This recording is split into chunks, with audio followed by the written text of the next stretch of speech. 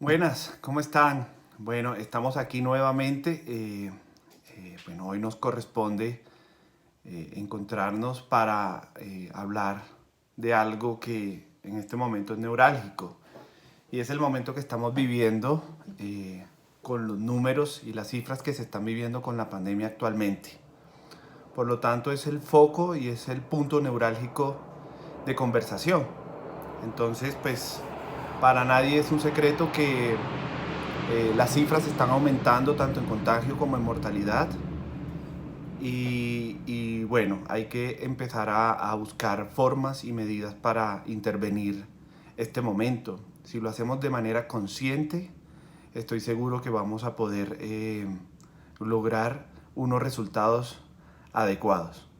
En principio, la teoría de los ventiladores es vital. Hay que soportar los pacientes cuando están en un estado crítico y eso va a determinar una incidencia en la mortalidad de los pacientes.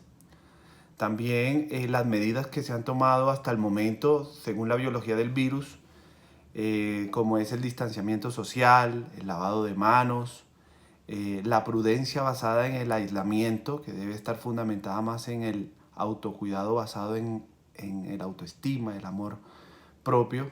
Es fundamental el uso de tapabocas, porque el medio de contagio así compete.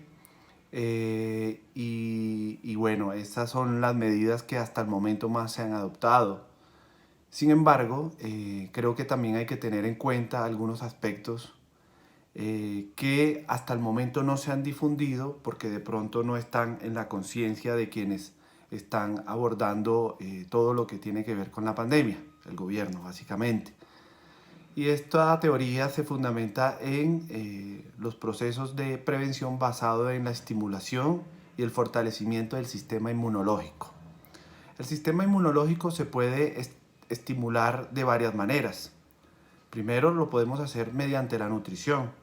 La nutrición es fundamental porque hay algunos nutrientes que fortalecen desde robustecer nutricionalmente algunas estructuras o para la formación de algunas estructuras como son las inmunoglobulinas o los anticuerpos que están hechos o están compuestos básicamente por nutrientes, aminoácidos, ácidos grasos, enzimas, minerales y algunas otras cosas que están en su composición. Por lo tanto, una buena nutrición va a determinar un buen sistema inmunológico. Tenemos ácidos grasos en algunos vegetales, el aguacate, el aceite de oliva, es decir, las aceitunas. Tenemos el aceite de coco, tiene unas propiedades increíbles. También consumir aminoácidos se encuentran en los frutos secos, se encuentran en los granos, se encuentran también en las proteínas de origen animal, principalmente pues en el pescado, en el pollo. Ojalá estas proteínas tiendan a ser de forma orgánica y pues en la carne como tal. Entonces definitivamente el aspecto nutricional va a tener una influencia muy importante en nuestro sistema inmune. De igual manera hay alimentos que en vez de nutrir el sistema o formar el sistema inmune, lo pueden deteriorar. Los alimentos industrializados principalmente, como es el azúcar, como son los lácteos, porque a pesar de que el lácteo tiene una composición nutritiva, también tiene una composición que puede generar y tiene evidencia de que genera alergias y reacciones de hipersensibilidad en el ser humano. Entonces los lácteos, los alimentos de repostería, los alimentos de paquete, los alimentos embutidos son realmente bastante nocivos porque generan reacciones alergénicas muy profundas. Ese es un aspecto nutricional que ya ampliaremos y es a lo que nos vamos a dedicar en unos próximos videos. Vamos a invitar un par de amigos expertos médicos para que hablemos un poco más detalladamente de eso. Lo vamos a hacer muy pronto. El otro aspecto esta es una enfermedad que compromete el sistema respiratorio. Por lo tanto, hay que fortalecer ese órgano y ese órgano se fortalece mediante un acto sencillo como es la respiración. Entonces la respiración no solamente va a nutrir y oxigenar el pulmón, sino que va a estimular desarrollos inmunes que están implícitos en el tejido pulmonar. Para esto también hay que hacer prácticas y hay que aprender a respirar. Es sencillo respirar. También pues tengo amigos que nos van a ayudar con esto. Lo vamos a hacer. Otro aspecto es intervenir en la esfera mental y emocional. ¿Mm? Es clave y neurálgico en este momento procesar nuestras emociones. Diría un maestro, gestionar, hacer autogestión. El virus como tal genera un estado emocional, genera miedo a que me dé.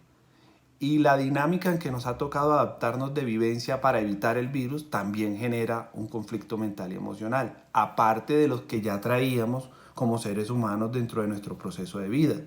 Entonces la autogestión de las emociones está basada en tratar de buscar mecanismos para estar en paz y tranquilos, entender que lo trascendental está basado en la propiocepción valerosa y amorosa con nosotros mismos. En este momento, la pandemia nos está diciendo que lo trascendental está en nosotros, que lo demás realmente ya no es tan importante. Entonces, manejar la esfera mental va a ser de vital importancia. Está completamente evidenciado científicamente que el estrés y las alteraciones emocionales depletan el sistema inmunológico. Eso es así. Entonces, esas serían como las herramientas más importantes para intervenir en el sistema inmune, y lo vamos a hacer progresivamente. Espero que muy pronto, un par de días, ya estemos en conversación con la parte nutricional, un par de días después con la parte de respiración, y posteriormente vamos a invitar a un experto para que hablemos un poquito de autogestión de emociones, de dónde se originan y todo esto.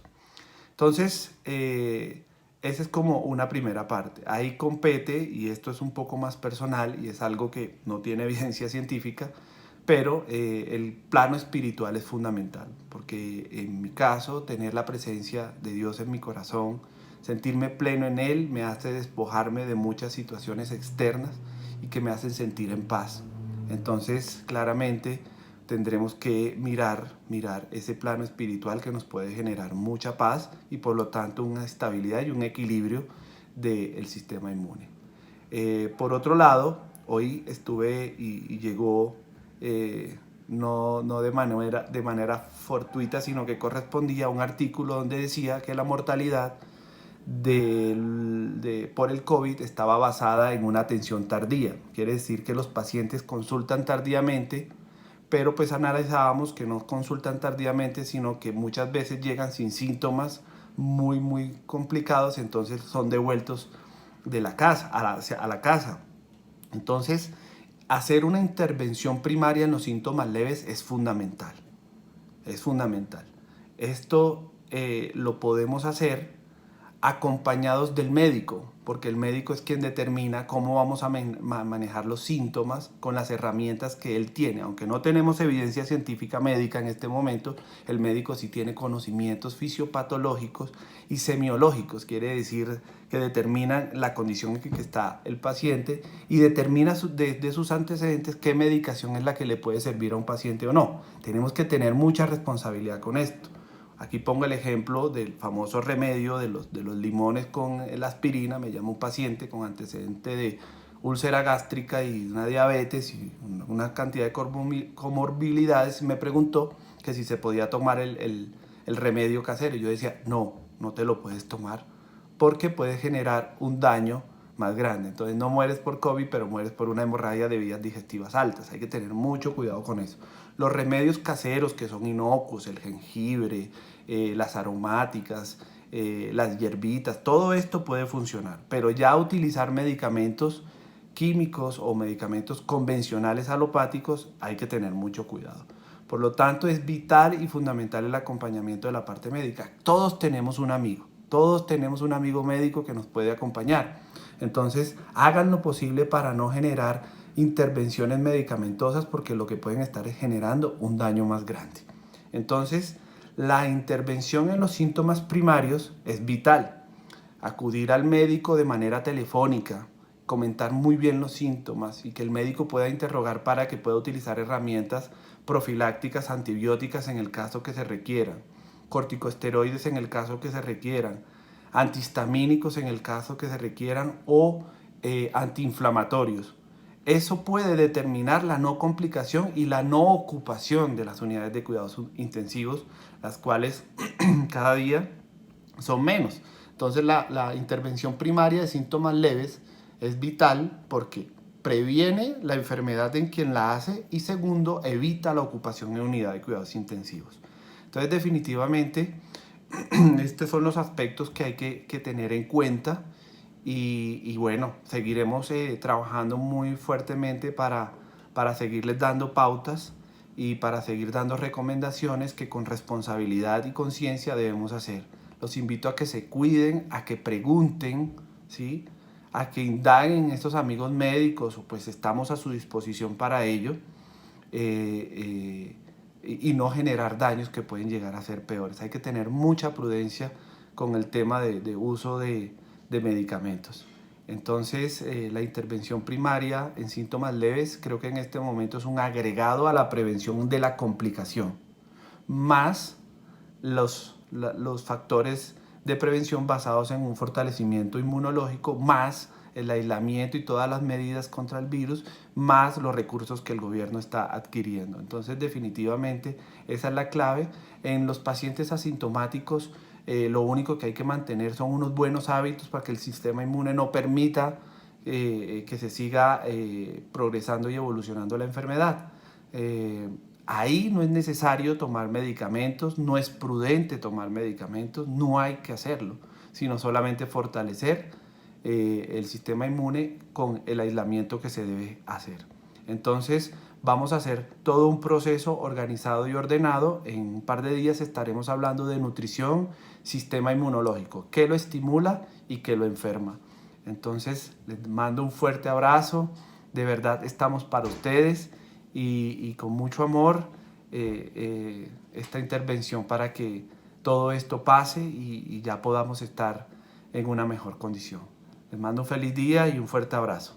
Hasta luego.